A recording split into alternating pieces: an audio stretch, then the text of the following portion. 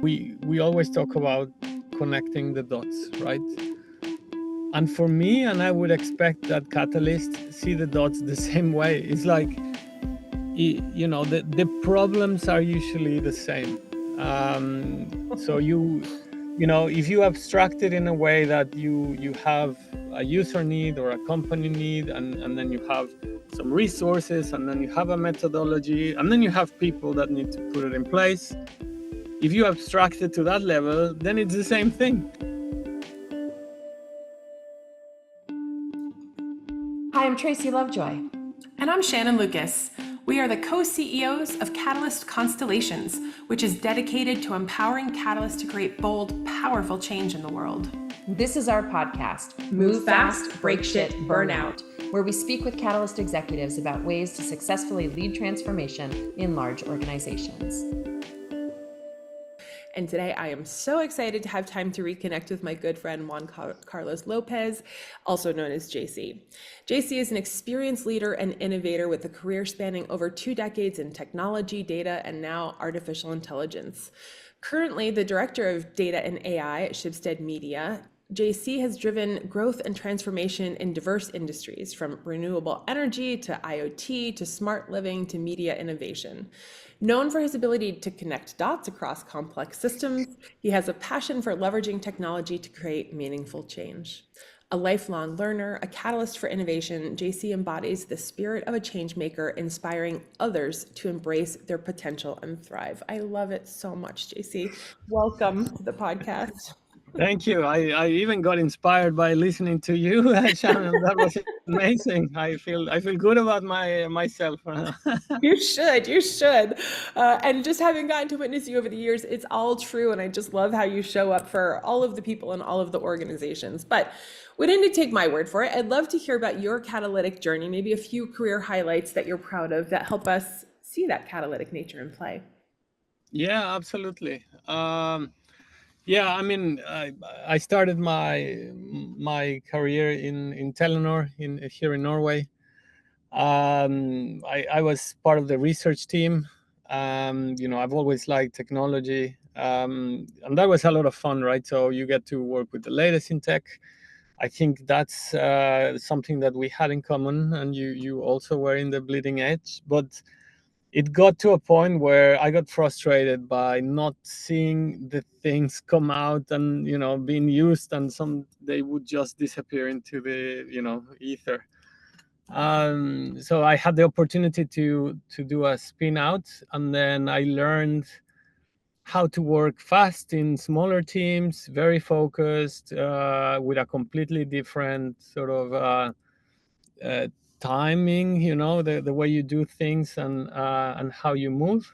And that was like really exciting for me, so to work with something or a team that is really focused towards taking things to market. So that was a very good learning experience. And then as any startup, I learned what works, what doesn't, what does it mean to be a startup within a big company, which I think it's also something so you get the benefits of the big, but not really. very, very tricky. In any case, we did a lot of good stuff.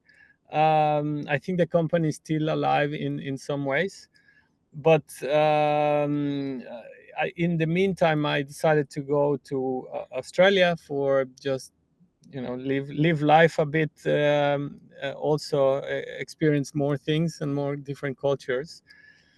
And that's when I started moving into other industries. So I got into the energy industry, and that's, I guess, where some of the things that I learned from you and I read from your book started to click in, right? Because we started to connect the dots in ways that I would have never expected.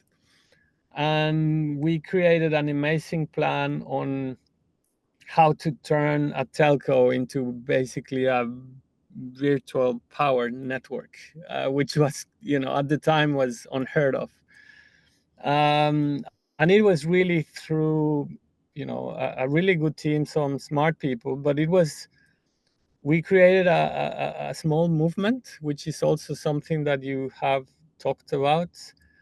And that was really what was the most exciting thing. We connected dots. We created an amazing plan. We had an amazing vision, but the only way we succeeded was by actually getting a lot of people involved and creating this hype that it was almost unstoppable, right? That was really cool. There's a lot of lessons that I learned as well, also that are in your book. Is like it keeps bringing back into what to do but what not to do. So that was really good. I can talk about the, I guess, the biggest lessons I learned there. And then now after some years there, we came back to Norway, and then I did another shift, which was interesting for me. I was a CTO for a new area of Schibsted called e-commerce, or yeah, we wanted to growth into e-commerce, and that was due to the pandemic, and it made sense at the time. E-commerce was booming, but obviously everybody thought that the level of buying was going to stay like that, and it didn't. So we needed to do something different, and I took a bet on AI before ChatGPT, and people were thinking I was crazy. It was like, what are you doing? You go from a CTO role to a data role, because at the time there was not even AI roles. That was also unheard of. Way back But when, like 2 years ago, right, JC? In the good old days, totally. Yeah.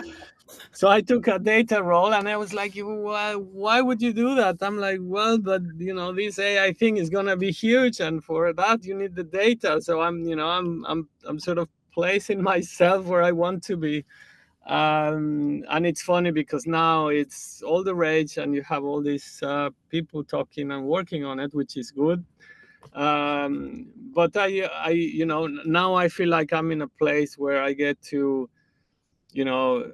execute and put in practice a lot of the things that I've learned, actually thanks to you, and some of the methodologies that you have taught me and that we have talked about, in a way that I can make the AI rollout and the AI services that we're planning and building in a successful way, because it's not easy. Even when it's a hype, it's not easy, and you need to do the right things, because if you don't, you don't get anywhere. Amazing story, and a humble version of it, because I know a little bit more about your past.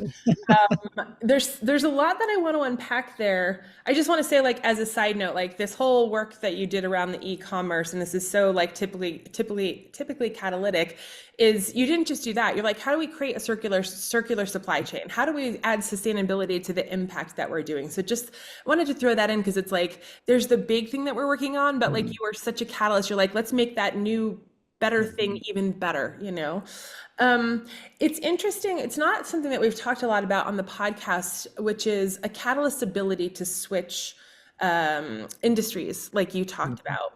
And it's funny because when we run the Catalyst programs internally, executives don't actually believe us for the most part, that we don't have to have the domain experts on the Catalyst teams to get things done. And actually having the diversity of thought is super helpful. And just as a side note, we know that Catalyst can pull in, we can learn pretty quick, but also we know how to pull in the experts and all of that as we're going along. So I'd love for you to talk about, like, what were those transitions between industries, and how did you set yourself up for success each time? And maybe what were some of the pros and what were some of the cons about doing that?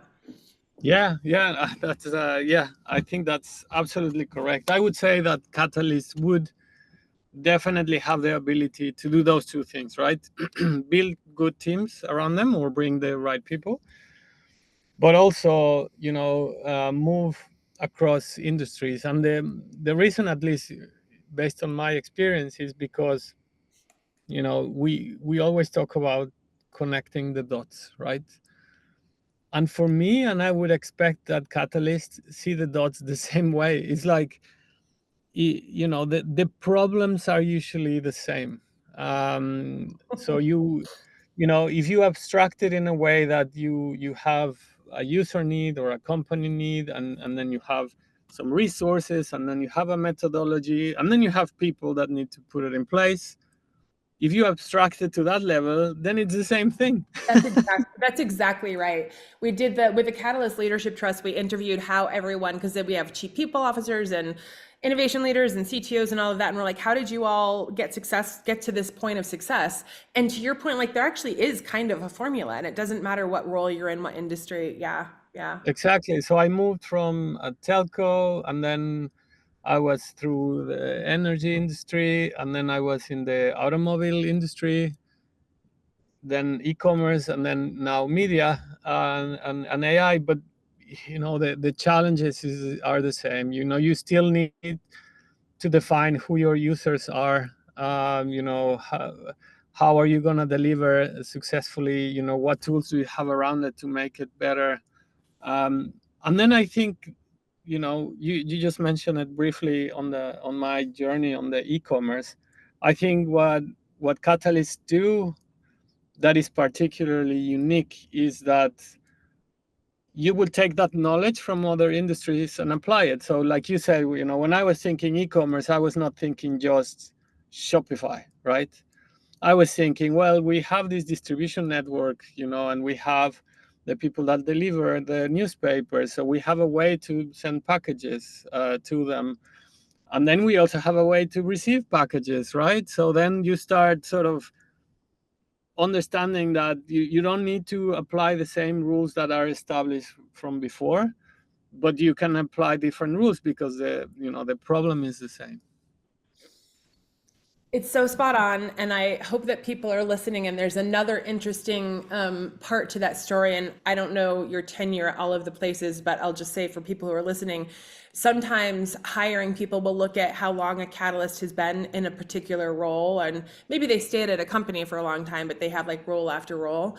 But it's usually there's value to that in the way that you were just talking about, which is like you bring this multifaceted, interdimensional thinking to it, but also like we stay and we get the stuff started, and that's what you want us to do, and then you want us to shift into something else because we're going to connect the dots and do mashups in a way that few other people are going to do. Yeah, exactly. Yeah, that's a really good point, and I think I learned that also through your program, that sometimes you can get frustrated that you don't necessarily see things through all the way to the end.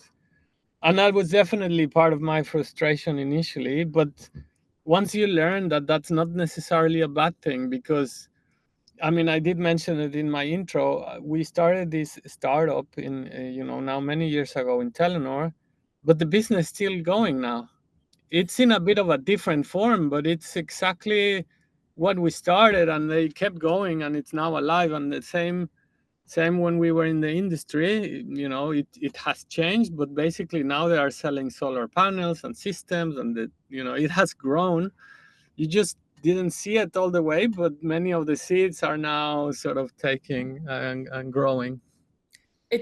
I'm glad that we landed here because I did have a specific question, but it is really frustrating because we don't always have visibility, but it's like having someone who stays on the inside. Like I had a few friends from Ericsson and they were like, oh, we made a multi-billion-dollar acquisition based on all of the work and the strategy that you did. And it's like, I wouldn't know, right? It was like, I thought we were doing great things, but you have such an interesting story though. I hope you don't mind sharing this. I use this example all the time, JC, because connected with what we were just talking about is most catalysts don't do it for the fame and glory, right? We do it because we want to create a circular economy. We want to make people better at work, like whatever all the things are. And so what often happens is we're more humble. We use data, like us touting our achievements, especially because maybe they're disconnected a little bit from us, actually does us a disservice because we don't build the social capital then to get licensed to operate a second time or move up in the organization. I don't know if you remember the story, but I would love for you to share the story about how you were a servant leader and how your team did all this amazing stuff and a position opened up.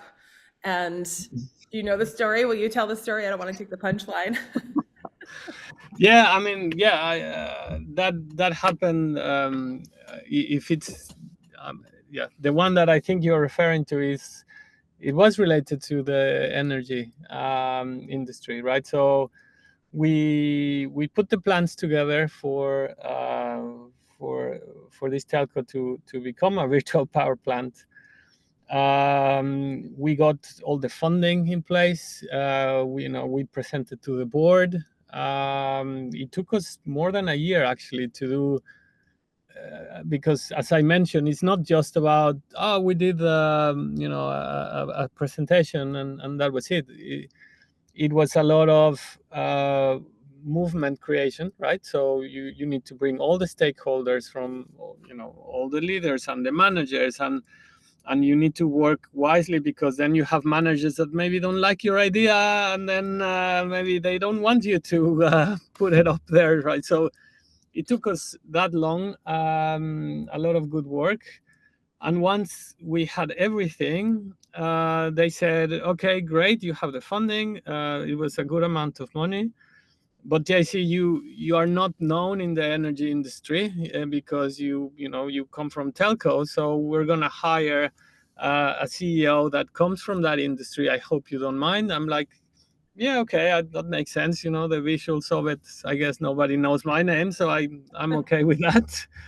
But then what happened was what I didn't expect, which is, after like 3 months,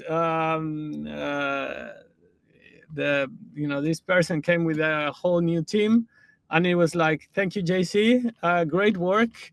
I will take it from here. And Yeah. I was like, what? This I wouldn't exist without me.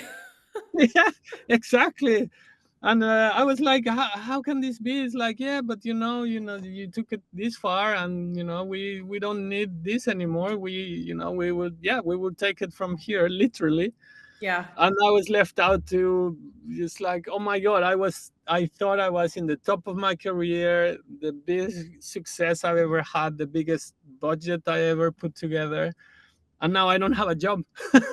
Yeah. It's so crazy, right? And like I'd love to hear more about your thoughts about it, but like when we teach the class, like the breadcrumbing piece is one of the skills that we use. And we're often like shining up, because we know one of the tools, like you talked about the movement building, which is so important for change, right? And we know that that is literally a tool in our toolbox. How we do that is we find people, we get them on board, and we highlight them to give them social capital so they feel good and they're part of it, and we'll highlight the work that this person did, but we're not usually highlighting the work that we did. We're the orchestrator, the puppet master in the background. Yeah. So what do you have like key lessons or takeaways from that one that you can share? What would you do Yeah. differently in a new environment? Yeah, no, and I actually did it twice, to be honest. That mistake. I don't know if I told you this one, but it was a similar thing, but now in this automobile company, and I put myself into the sort of the headspace or the roles of what was my boss at the time. So then I was like thinking, okay, if I was her, what would I do? And then I put myself as not the important person in that perspective. So then I did what you said. Is like, well, I would put this person here, I would put this person here, and that's what I would do. And then it turned out that I put myself in a difficult position because I made everybody else very important except me. And so the lessons from there is that it's obviously good to do those things, but you also need to learn when it is okay to be big, or when is it okay, let's use the word brag, but or at least say, put the best way I have to describe it is have some respect for your own self. It's like Yes. that's the way I think about it now. It's like, well, you also need to respect your own worth and the work that you have done. And if you do that, then you treat yourself as one of those At least as bricks. good as the other people. Yeah. Yeah, exactly. So Yeah. then you learn also to make sure that okay, it's visible what you have done, that it's that you as exactly what you do for others, you also try to do it for yourself, but for the right reasons, right? Can you make that concrete? Like, what are some of the behaviors that you've changed after those two, sounds like painful learning opportunities? um a lot of it is about communication and visibility. So for example, now in my role, I try to be a lot more visible both internally and externally than Mm. I used to do. Mhm. So that automatically sort of puts your brand, let's say, into the map. And then when you do that, you can take others and you can take the team and you can do that, but then you are also part of the equation, right? So visibility has been important for me. And then obviously communication when it comes to the things that you have achieved through data, right? So always have it can be presentations, but it can be a newsletter, it can be a regular update that you give the leadership team. So this is what I do now, right? I send them a bi-weekly newsletter with the highlights of, and obviously because I work with data, I have a lot of things that I can show off, right? But then your value becomes very obvious because then you have many facets, right? You have the presenter JC that talks in conferences and puts the company's name, in a good place. But then you also have the valuable one that, okay, you present the data and that's really very valuable, and we see the insights and can take actions. And then also, for example, now, as I mentioned to you before we started, we signed a big agreement with OpenAI. And then I didn't shy away from saying, you know what, it was me. I worked with this for a year. I don't go and say it was me, but I do represent that deal. And that sort of puts me in a position where I can talk about it, bring other people. And then, I'm still part of the equation, which is a mistake that I did in the past. I would have signed the deal and go to the shadows and, nobody would have known. And like, and you, I just have to say, and you make the journey sound so easy. Like, I just did that in a year as if it magically happened. And like, what we're not hearing is like all of the burnout and challenges and all the Yeah. resistance encountered and all of the things. And then I'll just fade in. Once it's a win, I'll just fade into the shadows. It's so fascinating. Where do I want to go with this first? One, I love that you're talking about the impact, right? Because it's like we need to be bringing the data. I had this realization when I was at Vodafone. I was like, I was in the innovation role at that point, but I was like, 50% of my role is marketing, and 50% of that is internal, and 50% of that is external. And I really like the notion though about like but you have to bring the data, you have to bring the impact. Yeah. And I think that there's an important lesson, and I kind of understood this intuitively at the time, but I think the more explicit we can make it for all the reasons that you just talked about is what I'm doing is I'm giving my team license to operate. So like, it's from my perspective, it's not ego driven, right? Like I want to be the shining hero. I want to provide the air cover and get as many resources and a longer runway for the team. So I don't know if that Yeah. shift like felt, yeah. Yeah, exactly. Because I mean that for me is super critical, right? Is like I think you framed it in the right way. So just to go back and sort of start also to connect those things we have said, is that we naturally want to do the right thing, right? Like this is really what drives us, right?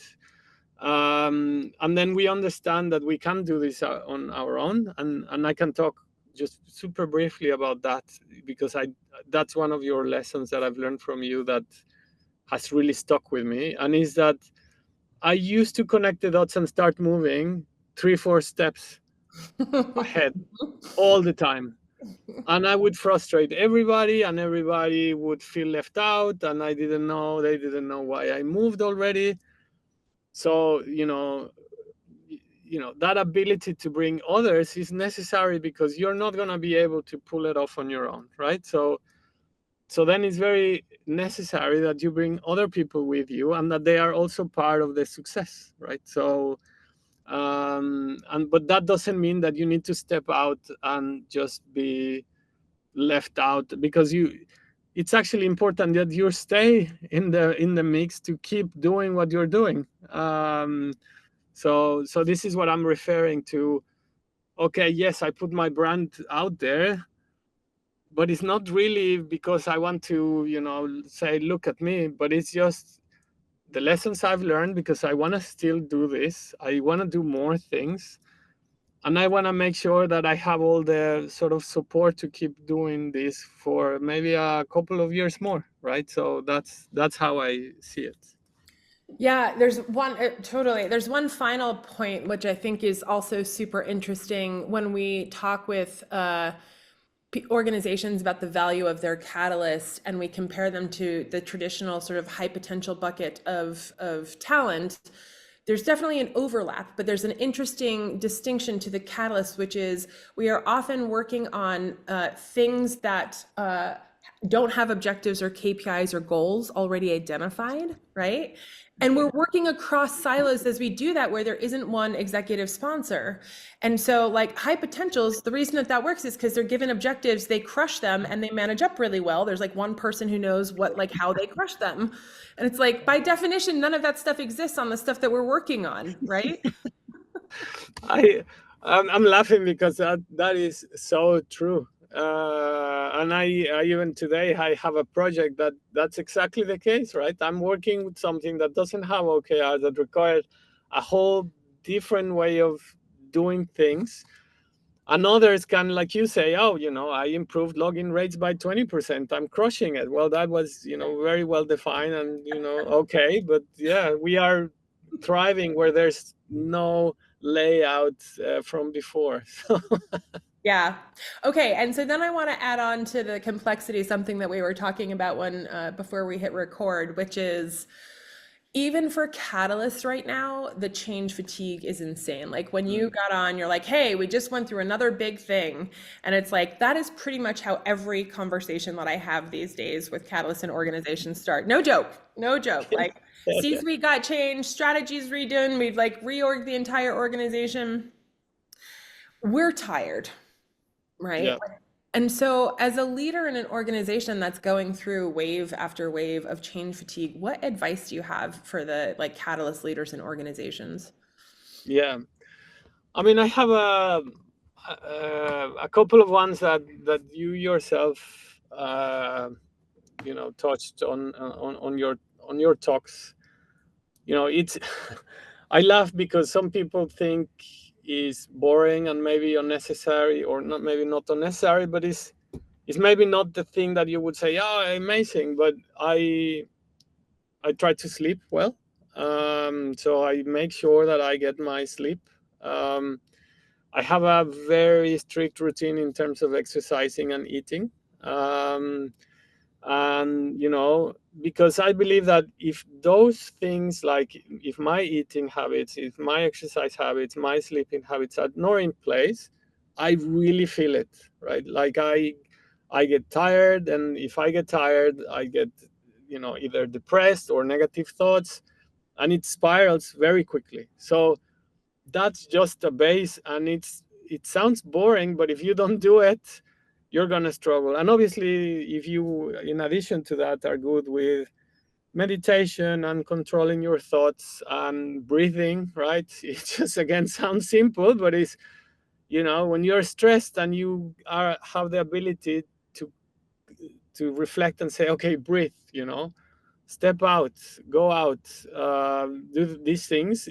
It's super important. So that's just like from the physical side of things, but we are in a body and we need to take that care of that body, because otherwise, no matter how good you are, at some point you will crack, right? So that has to be in place.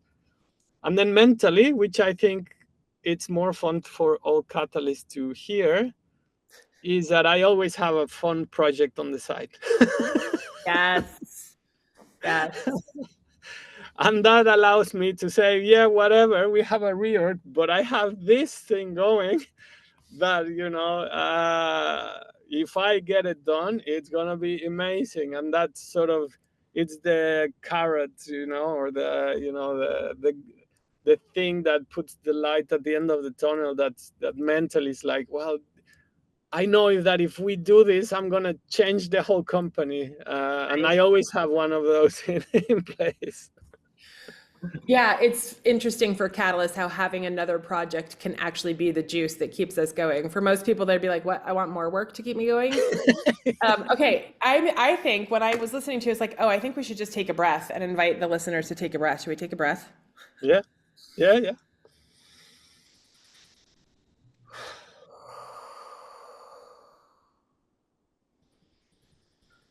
It's important. Awesome. It was so good.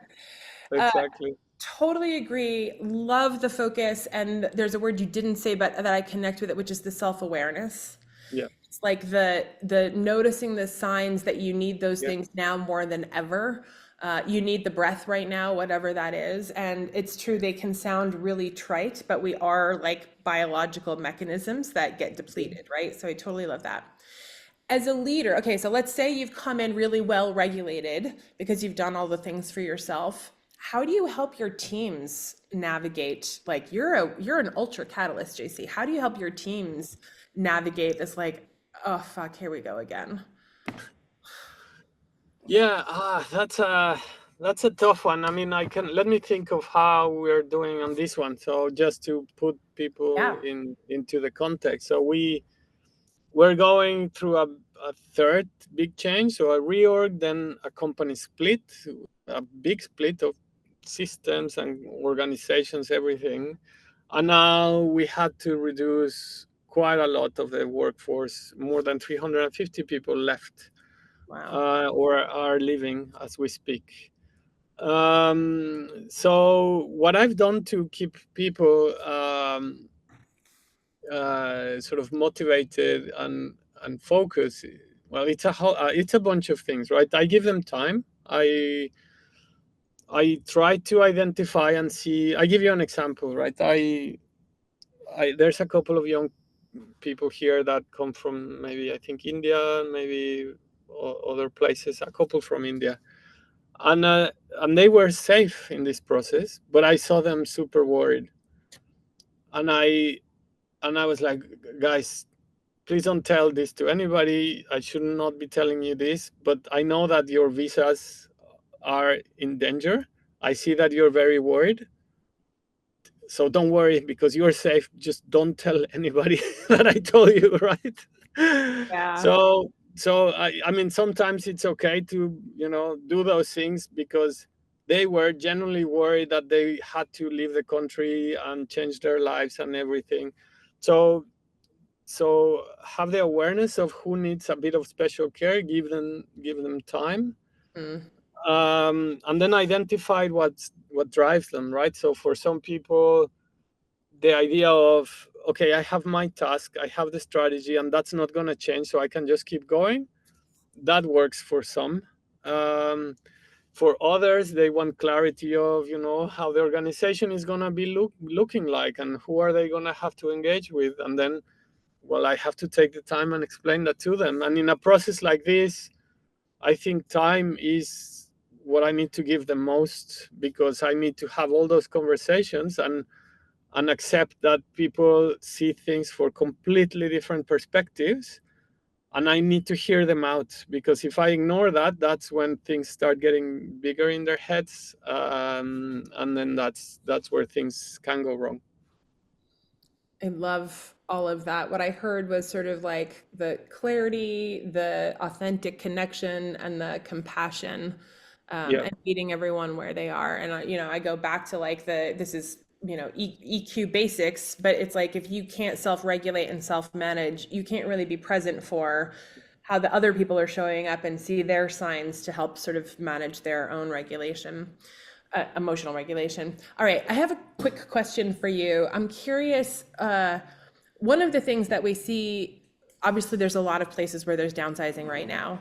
And what I haven't seen is is people or organizations thinking about how to identify their catalysts. Obviously, not everybody knows about it, but because they're often the disruptors or the troublemakers, because they haven't gotten the skills to, like, we all, you and I had some really hard lessons learned on the way, right? Like, Yes. we're called those things for a reason. But it's like, in my opinion, obviously, is those are the people that are the ones that need to be kept now more than ever, because they're the ones who have the most positive relationship with change, who are going to help the organization not just to survive and thrive.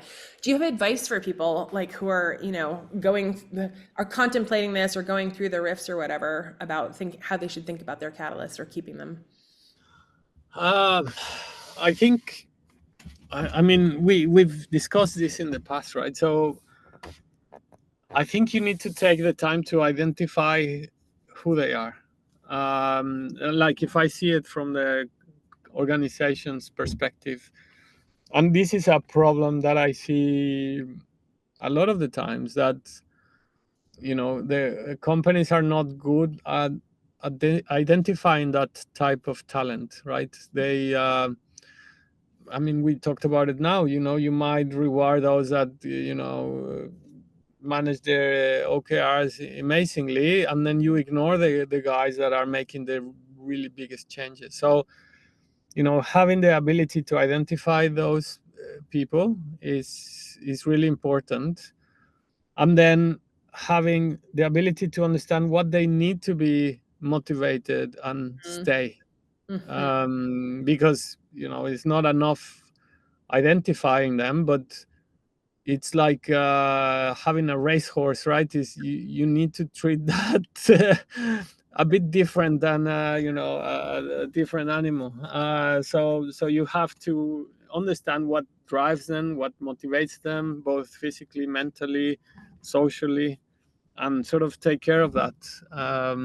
But it's, I guess, it's not an easy thing, because organizations are not necessarily super aware of this talent. That's right. That's right. I love the analogy. I could talk to you for hours, as you know. We're coming to the end. So I would love to know, who is your favorite inspirational catalyst, past or present, and why? From, like, the people that I have interacted with? It can be anyone. Tough question. Let me think. I mean, this is going to sound super cheesy, Shannon, but I've learned quite a lot from you. I don't mind to suck up, JC. Thank you. Well, first of all, because I didn't know I was a catalyst until you put me into that sort of perspective, right? And then, whenever we discuss, and I learn from, what you do, and how you do things, I think I've learned the most from you in terms of how to be effective, how to do things well, how to remain honest and truthful to sort of the mission. Yeah, I mean, it sounds a bit too cheesy, but I would stick with that one. I appreciate it, JC. Thank you so much. No one's ever chosen me. It feels great.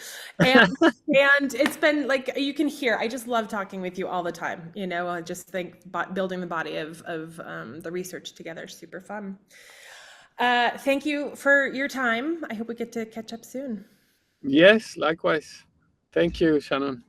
And to our listening audience, thank you so much for listening. If you'd like to learn more about how to create bold, powerful change in the world, be sure to check out our book, Move Fast, Break Shit, Burn Out, or go to our website at catalystconstellations.com. If you enjoyed this conversation as much as I did, which clearly I did, please take 10 seconds to rate it on iTunes, Spotify, Stitcher, or wherever you listen to your podcast. And if you have other catalysts like JC in your life, hit the share button and send a link their way. Thanks again.